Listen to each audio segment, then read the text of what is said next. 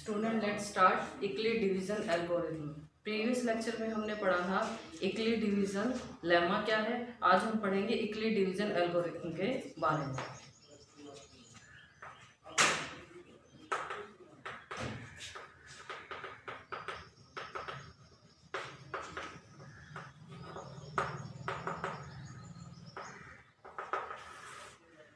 Euclid division algorithm में algorithm का मतलब क्या है। यहाँ पे एल्गोरिथम का मतलब क्या है। एल्गोरिथम का मतलब होता है algorithm is a series of well defined steps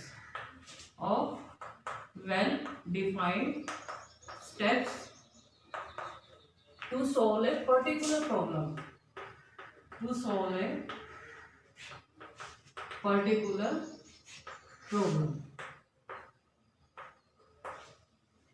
Euclid division algorithm में एल्गोरिथम का मतलब होता है कि ये क्या होती है, एक सीरीज होती है ऑफ वेल डिफाइंड स्टेप्स भी कैसे होंगे, well defined, to solve a particular problem.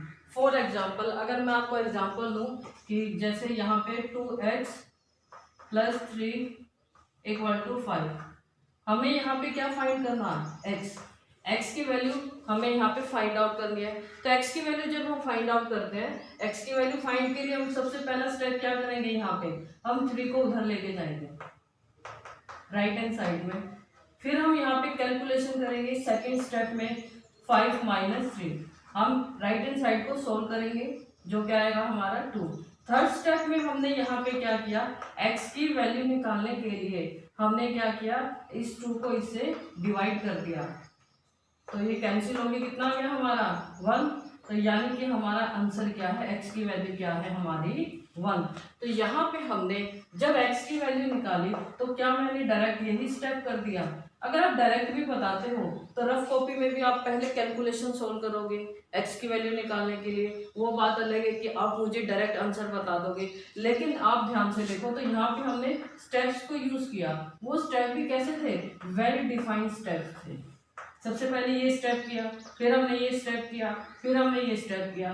तो ये क्या है, जो हमने स्टेप्स को यूज किया इसको क्या कहते हैं, एल्गोरिथम।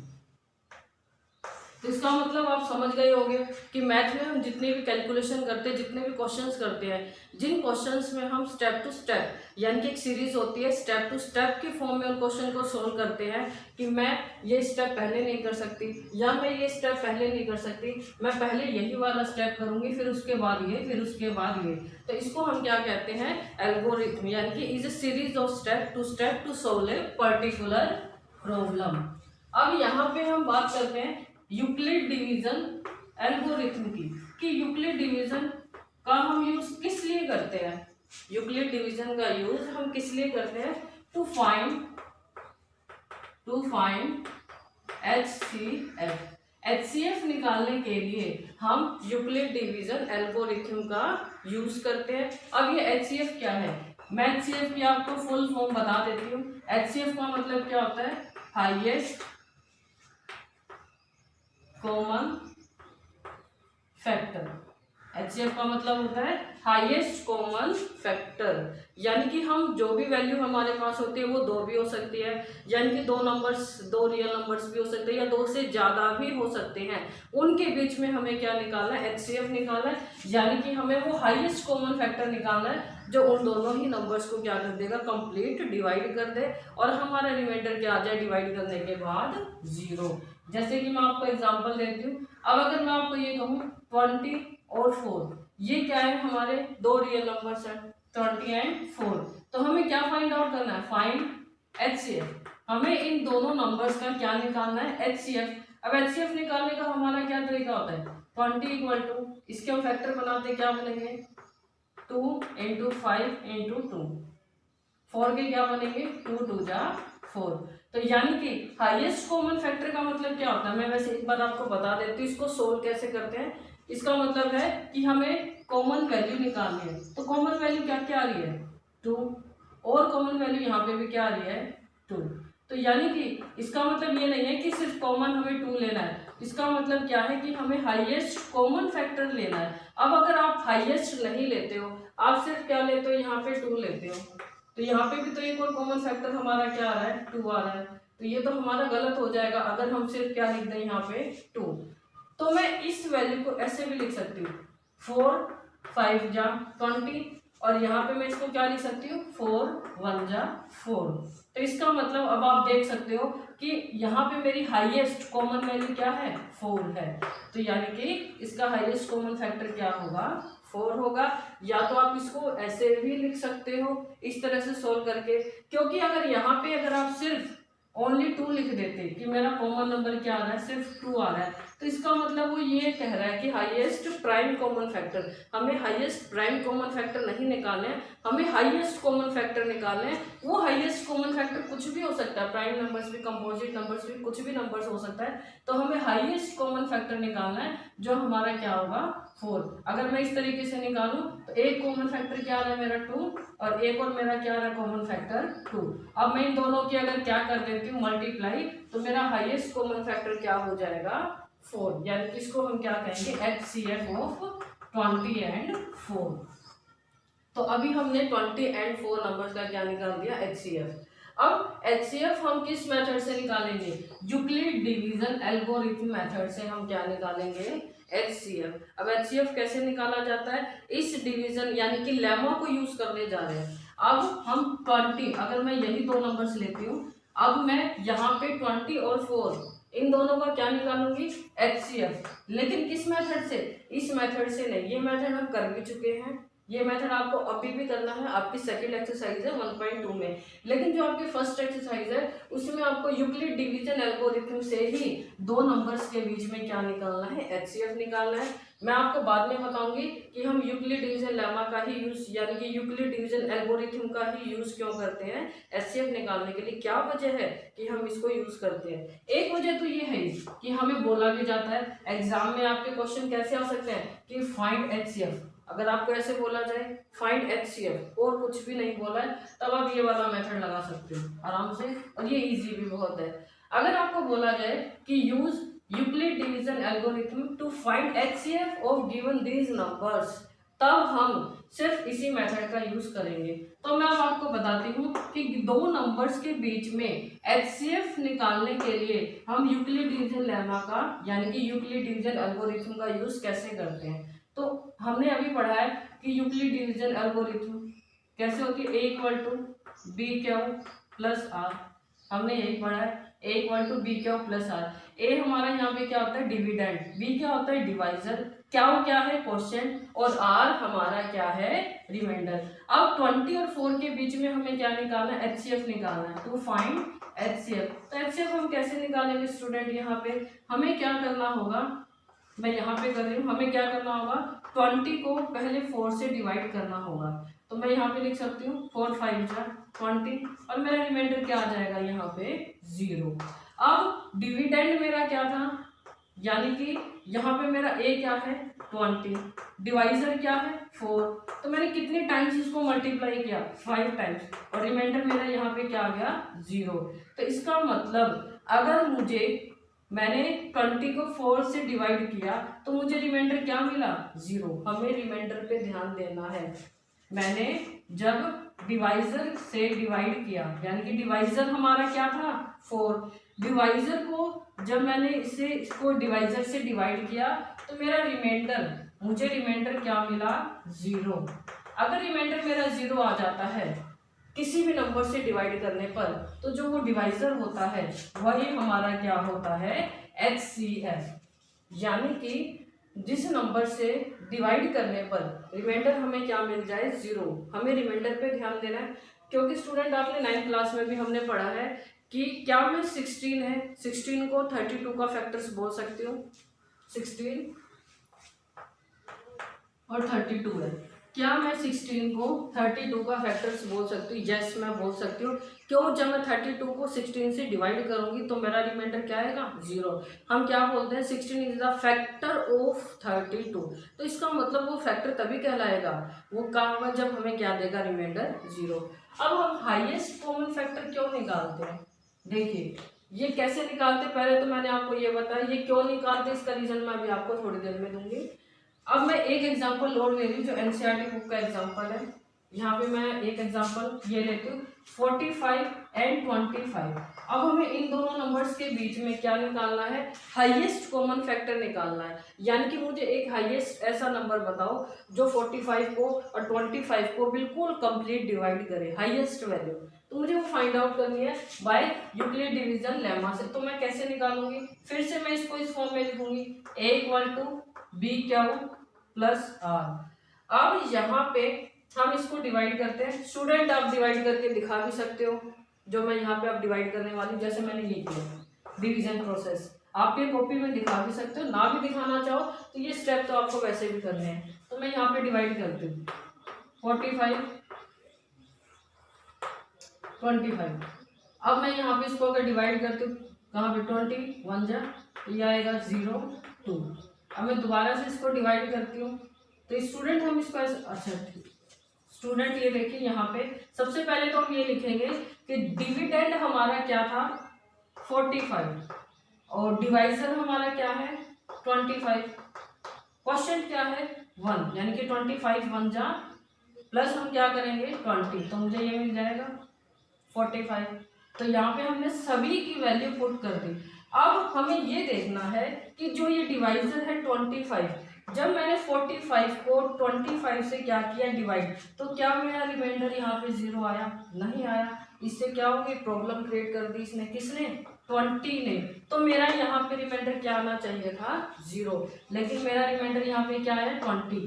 तो जब तक मेरा रिमाइंडर 0 नहीं आता है, यानी कि रिमाइंडर अगर आपका क्या आ जाए, रिमाइंडर अगर आपका आ जाता है नॉट इक्वल टू 0, तब तक हम इस प्रोसीजर को स्टेप टू स्टेप फिर से ट्राई करेंगे। हम इसको फिर से करेंगे। अब दोबारा से हमें डिवाइड करना है, लेकिन जब हम दोबारा से डिवाइड करेंगे, ये था हमारा फर्स्ट स्टेप। सेकंड स्टेप क्या है, अब हम दोबारा से फिर से डिवाइड करेंगे। तो अब डिविडेंड और डिवाइजर क्या हो जाएगा, ये तो बन जाएगा हमारा डिविडेंड और ये क्या बन जाएगा हमारा डिवाइजर। तो मैं यहाँ पे क्या लिखूंगी 25 और ये क्या बन जाएगा मेरा डिवाइजर। अब मैं 25 को किससे डिवाइड करूंगी 20 से, तो मैं यहाँ पे कर रही हूँ। आप इसको ऐसे भी डिवाइड कर सकते हो और आप इसको बिल्कुल अलग भी डिवाइड कर सकते हो, जैसे मैंने किया है। आप ऐसे भी कर सकते हो। तो मैं 25 को 20 से डिवाइड कर रही हूँ, तो ये किस पे जाएगा 1 पे। तो मेरा कितना आएगा 25 माइनस 20 दैट इज 5। अब मैं यहाँ पे क्वेश्चन की वैल्यू पुट करूंगी जो क्या है 1 है और मेरा रिमाइंडर यहाँ पे क्या है, आप स्टूडेंट देख सकते हो 5। यानी कि जब मैंने 25 को किससे डिवाइड किया 20 से, तो मेरा रिमाइंडर अभी भी क्या आया है नॉट इक्वल टू 0। फिर से मैं इस स्टेप को फिर से दोहराऊंगी। मैं तब तक रिपीट करूंगी यही स्टेप जब तक मुझे रिमाइंडर 0 नहीं मिल जाता। तो अब मेरा फिर से डिविडेंड क्या बन जाएगा 20 और मेरा डिवाइजर क्या बन जाएगा 5। तो अब मैं फिर से यहाँ पे 20 को किससे डिवाइड करूंगी 5 से। तो स्टूडेंट आप यहाँ पे भी कर सकते हो।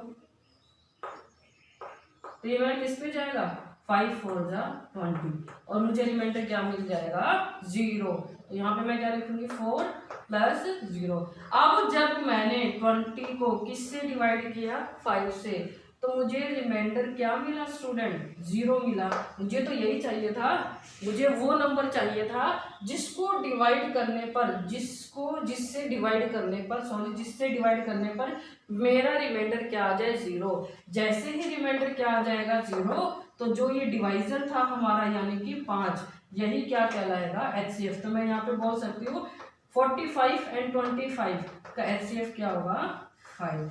यानी कि HCF का मतलब क्या है, ये वो हाईएस्ट कॉमन फैक्टर है जो 45 और 25 को क्या करेगा कंप्लीट डिवाइड करेगा। और आप देख ही सकते हो कि 5 क्या है, इन दोनों को कंप्लीट डिवाइड कर रहा है। 5 के अलावा हाईएस्ट कॉमन फैक्टर अब कोई भी नहीं है जो इनको कंप्लीट डिवाइड करेगा। तो वैसे 3 भी कर, यहाँ पे इसको और कोई नंबर कर सकता है 45 25 को, ये आप देखना और आप सोचना कि कर सकता है नंबर या नहीं। अब मैं आपको एक एग्जांपल और दे रही हूँ, उससे आपको अच्छे से समझ में आ जाएगा। तो एक अब एनसीईआरटी का एग्जांपल हम लेते हैं।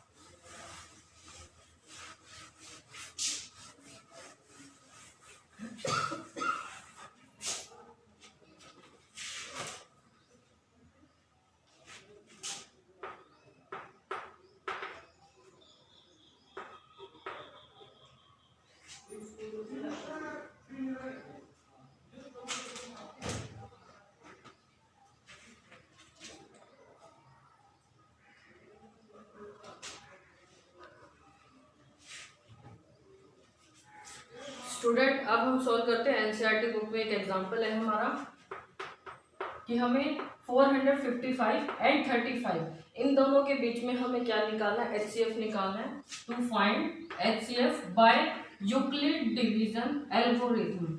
अब यहाँ पे मैं एक बार फिर से आपको बता देती हूँ स्टेप टू स्टेप की सॉल्व कैसे करना है, इसमें हम कैसे लेमा का यूज करते हैं और इसको कैसे सॉल्व करते हैं।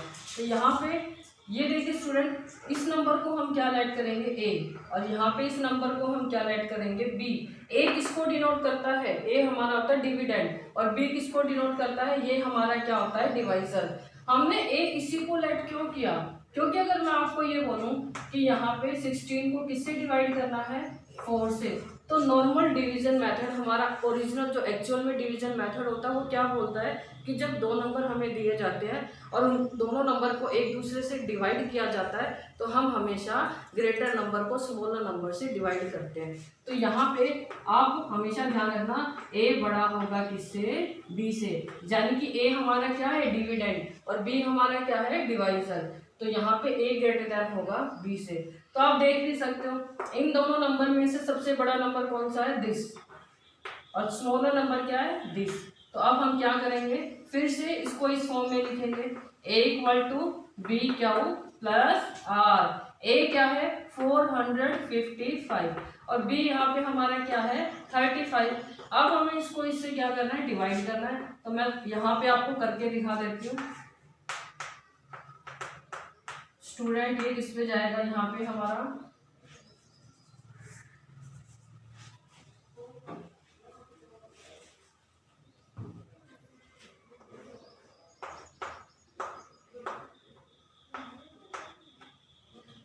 ये हमारा जाएगा 10 पे,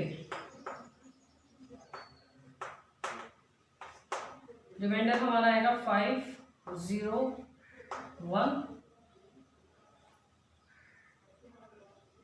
अब यहाँ पे हम लिखते हैं, तो हमने किस पे किया 10 पे, सॉरी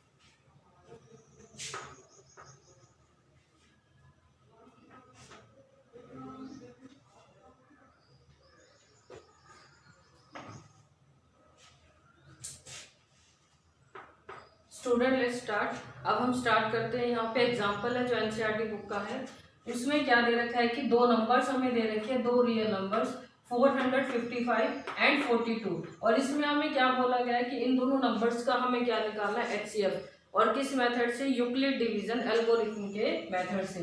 तो हम कैसे निकालेंगे, सबसे पहले तो हमें ये बताना चाहिए कि जो हमारा ए होता है वो डिविडेंड होता है, बी क्या होता है डिवाइजर होता है। तो यहाँ पे हम डिविडेंड हमेशा क्या होगा डिवाइजर से बड़ा, क्योंकि डिवीजन मेथड क्या कहता है कि हमेशा बड़ी वैल्यू को छोटी वैल्यू से क्या किया जाता है डिवाइड। तो यहाँ पे ग्रेटर वैल्यू क्या है 455, स्मॉलर वैल्यू क्या है 42। तो मैं बोल सकती हूँ कि 455 ग्रेटर देन किससे है 42 से, यानी कि हम 455 को किससे डिवाइड करेंगे 42 से डिवाइड करेंगे। तो इसके लिए हमें ए किसको कंसीडर करेंगे दिस को, और ए किसको बी किसको कंसीडर करेंगे 42 को। तो अब हम यूक्लिड डिवीजन लेमा को यूज करके हम इसका एचसीएफ फाइंड आउट करते हैं। तो यहाँ पे हम क्या लिखेंगे, first of all a equal to b q plus r. अगर आपको ये स्टेटमेंट लिखनी है तो आप लिख सकते हो, वरना डायरेक्ट कैलकुलेशन से भी आप स्टार्ट कर सकते हो। ये मैं इसलिए लिखती हूँ ताकि आपको और अच्छे से समझ में आ जाए कि हम किसकी वैल्यू कहाँ कहाँ पुट करने जा रहे हैं। अब a हमारा क्या है 455, डिवाइजर हमारा क्या है 42। अब हमें 455 को 42 से डिवाइड करना है, तो मैं आपको यहाँ पे डिवाइड करके दिखा रही हूँ। 455 को 42 से डिवाइड करना है, तो स्टूडेंट यहाँ पे हम लिखेंगे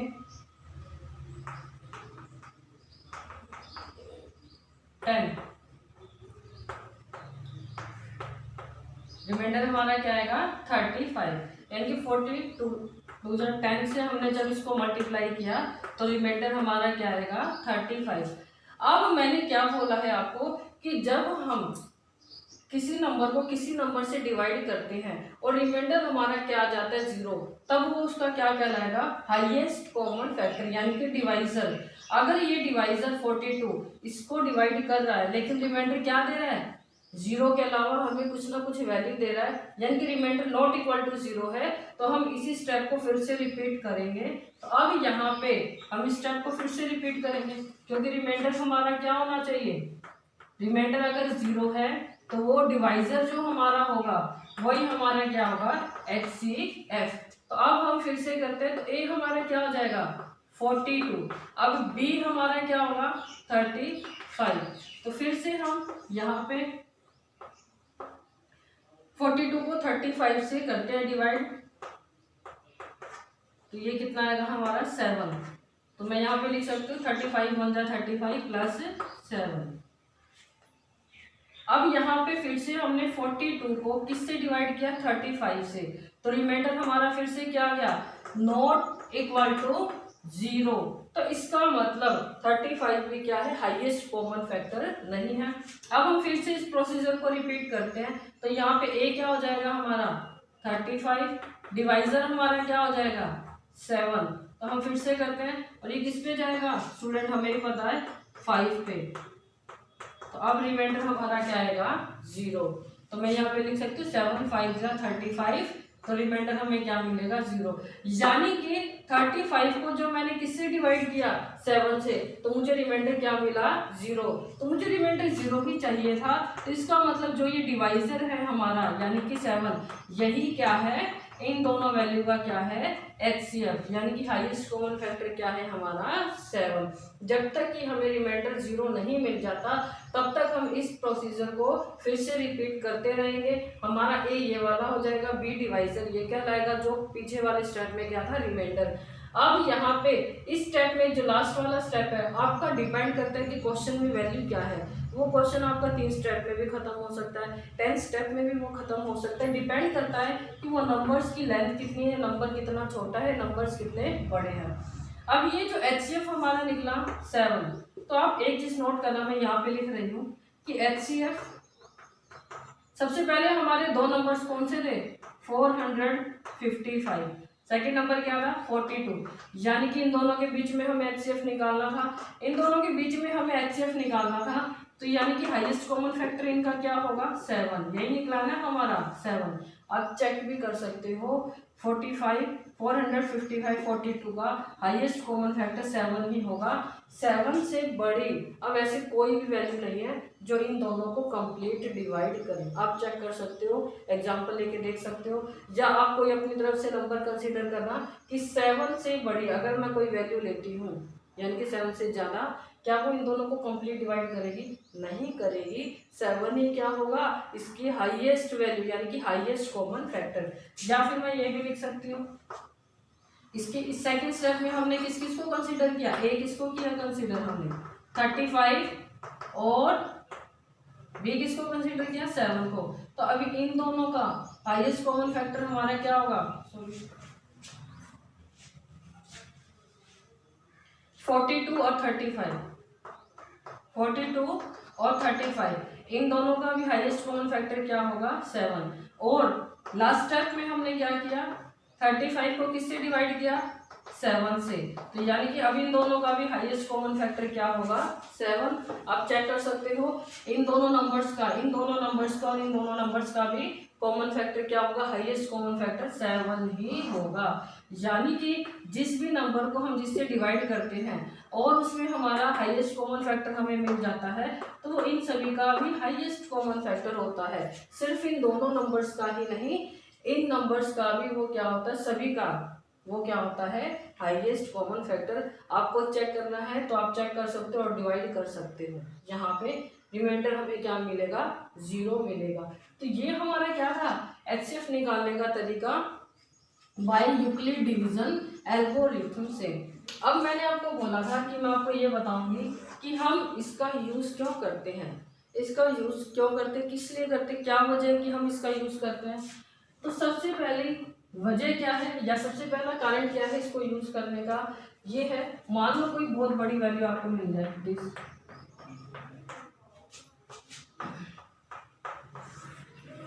और आपको बोला जाए कि एचसीएफ निकालो। आप यूक्लिड डिवीजन एल्गोरिथम का यूज नहीं करते हो, आप जो नॉर्मल फैक्टर्स के मेथड से अगर आप एचसीएफ निकालते हो तो आप उसी में ही रह जाओगे। क्यों, आप चेक कर सकते हो कि वैल्यू कितनी बड़ी है, कितने डिजिट की है, और ये तो मैंने कितने डिजिट की है, 1 2 3 4 5 6 7 डिजिट की है, मैं 7 से ज़्यादा भी आपको दे सकती हूँ। तो उसके लिए हम फैक्टर्स अगर बनाएंगे तो हमें कितना टाइम लगेगा वो फैक्टर्स बनाने में।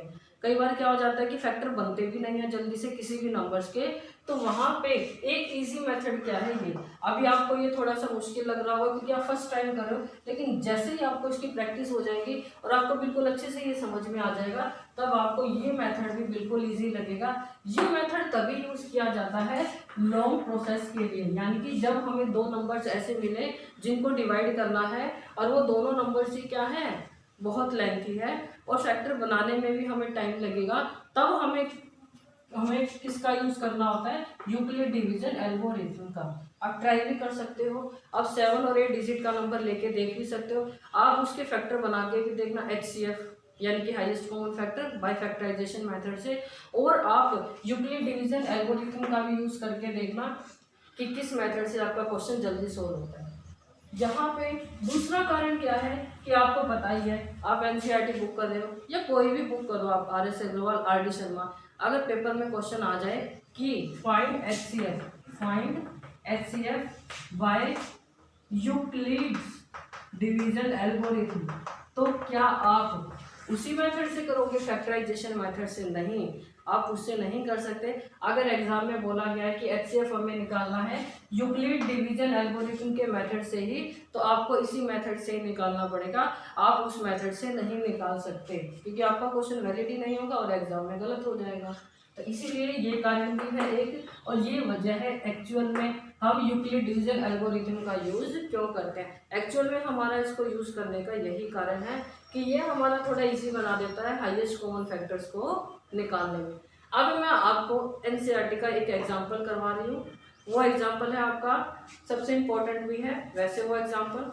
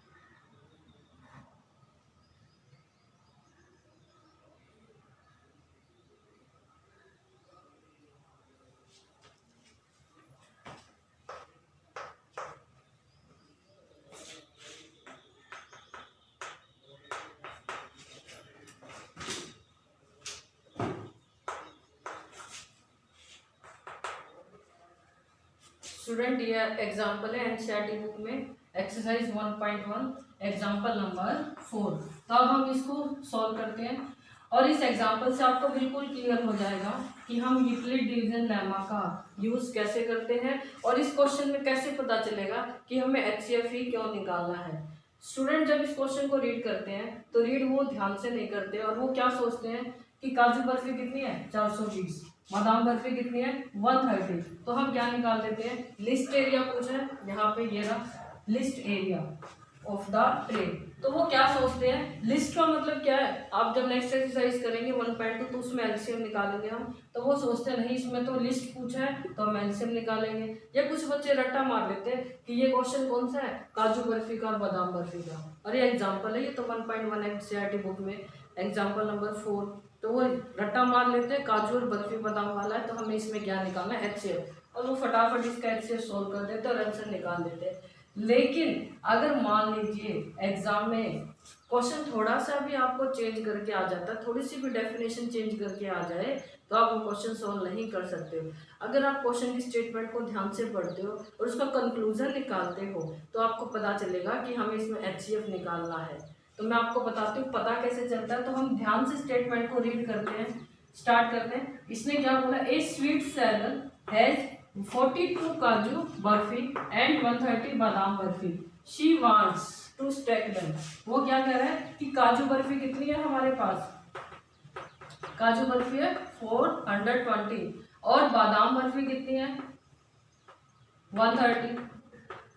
शी वांट्स, और वो क्या करना चाहती है, to stack them in such a way that each stack has the same number. आपने देखा भी होगा कि मान लीजिए ये क्या है, ट्रे है, मान लीजिए ये क्या है, ट्रे है, और इस ट्रे में मुझे क्या लगानी, काजू बर्फी और बादाम बर्फी, लेकिन क्या बनाना, स्टैक्स। स्टैक्स का मतलब क्या होता है, लाइन्स। आपने देखा भी होगा मिठाई के डब्बे में वो जो बर्फियाँ लगी होती है, लाइन बनी होती है, रो कॉलम। तो वो स्टैक की बात कर रहा है कि वो किस तरह से रखे गए हैं, कुछ इस तरह से होंगे।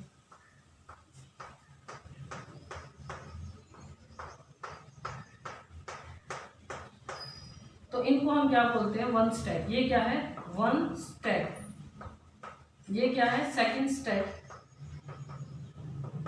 तो यानी कि ये कह रहा है कि जितने भी स्टैक बनेंगे, जितने भी हमारी रोज या कॉलम बनेंगी, उन स्टैक्स में हमें क्या रखनी है, बर्फी रखनी है, काजू बर्फी और बादाम बर्फी।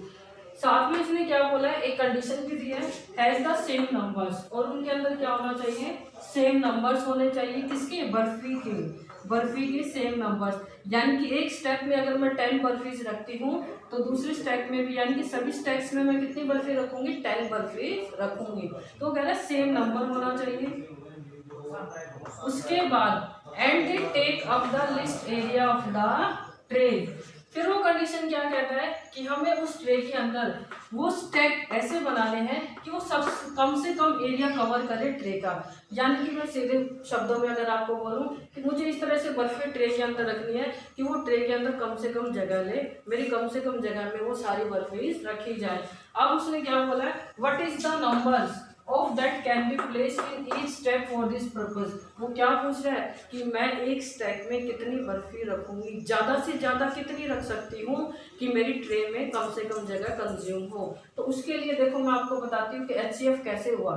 मान लीजिए यहाँ पे let x be the number of barfi, kaju barfi.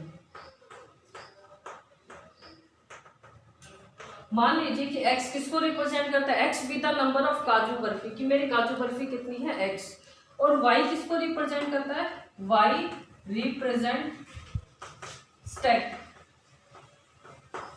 कि काजू स्टैक कितने लगे मेरे। तो यहाँ पे अब हम देखते हैं कि अगर मैं x की मल्टीप्लाई, अगर मैं x की मल्टीप्लाई किससे कर देती हूँ, y से, यानी कि x क्या था, नंबर ऑफ काजू बर्फी, y क्या है, स्टैक है। तो जैसे ही मैं स्टैक की मल्टीप्लाई किससे कर दूंगी, नंबर ऑफ काजू बर्फी से, तो मुझे टोटल बर्फी पता चल जाएगी कितनी है।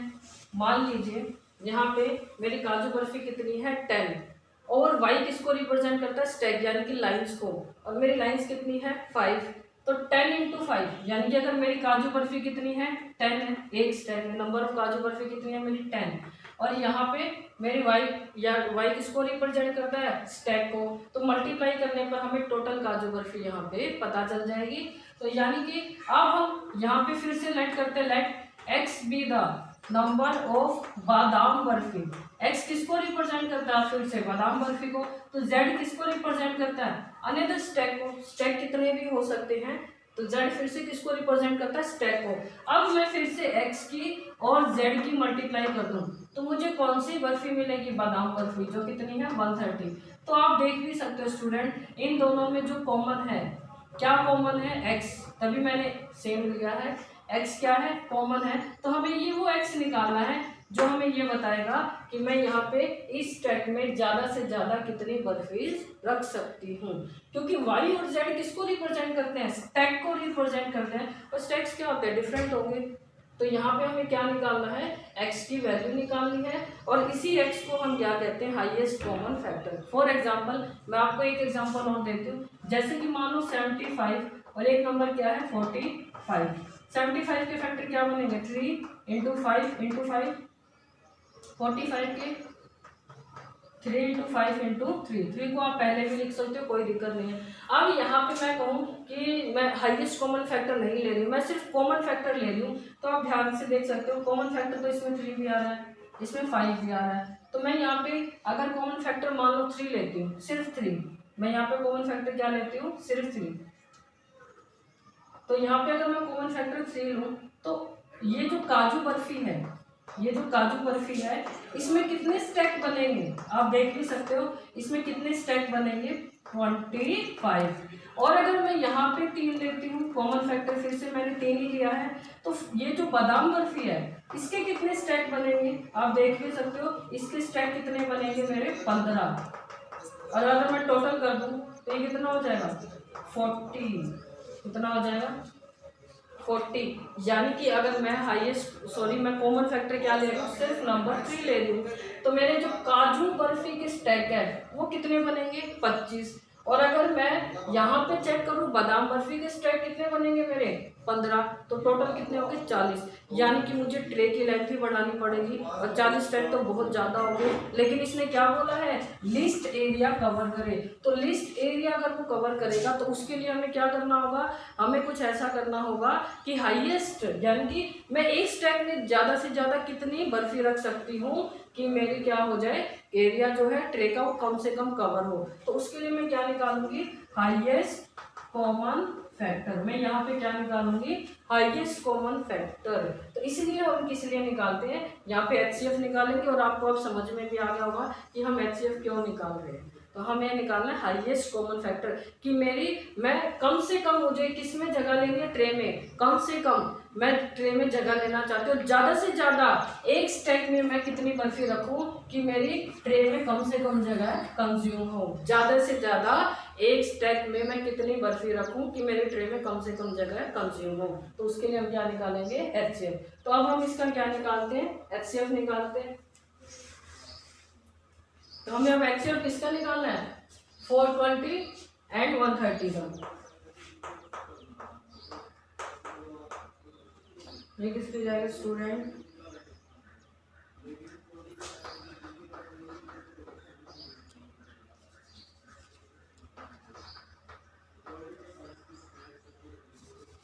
ठीक है।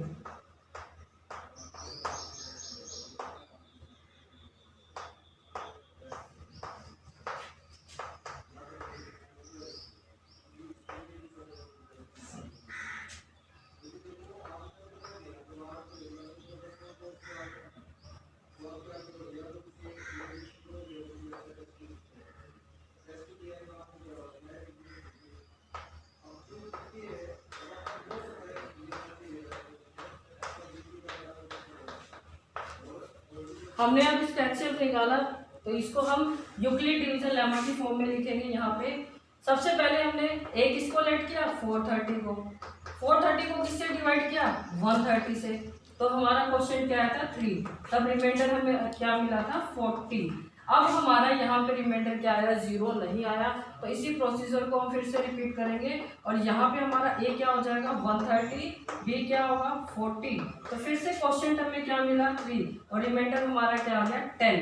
अब फिर से हमारा रिमाइंडर नॉट इक्वल टू 0, तो फिर से हमारा ए क्या होगा 40 और डिवाइजर क्या होगा 10, तो अब हमारा रिमाइंडर क्या आ जाएगा 0, तो यानी कि मेरा एचसीएफ क्या निकला 10। तो मैं इस स्टेप में कितनी बर्फी रखूंगी, ज़्यादा से ज़्यादा 10 और 10 रखूंगी तो वो लिस्ट एरिया कवर करेगी किसका, ट्रे का। तो स्टूडेंट इसलिए हम एचसीएफ निकालते हैं। और अगर आप R D Sharma R S Agarwal की बुक करते हो तो वहाँ पे आपको काफ़ी एग्जाम्पल मिलेंगे और आपकी प्रैक्टिस भी हो जाएगी। तो हमें ध्यान से पढ़ना है क्वेश्चन को, हमें वर्ड्स पे ध्यान देना, स्टेटमेंट पे ध्यान देना है। ऐसा नहीं है कि लिस्ट लिख दिया तो हम इसका एलसीएम निकालेंगे या मैक्सिमम लिख दिया तो हम इसका एचसीएफ निकालेंगे। हमें उसको बिल्कुल डीपली उसको पढ़ना है और उसको रीड करना है। मैंने जैसे ही आपको बताया था कि मैं अपनी हर वीडियो में आपको एक नोट दूंगी, तो मैं 10th क्लास में भी आज आपको एक नोट दे रही हूँ और वो नोट क्या है, आप उसको बिल्कुल केयरफुली नोट करना।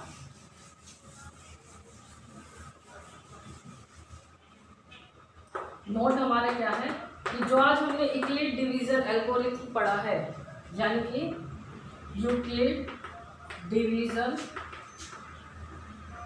एल्गोरिथम, इसको हम एक नाम और देते हैं successive division method.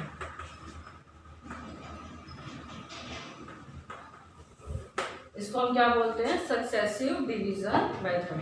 Student note this, note be care.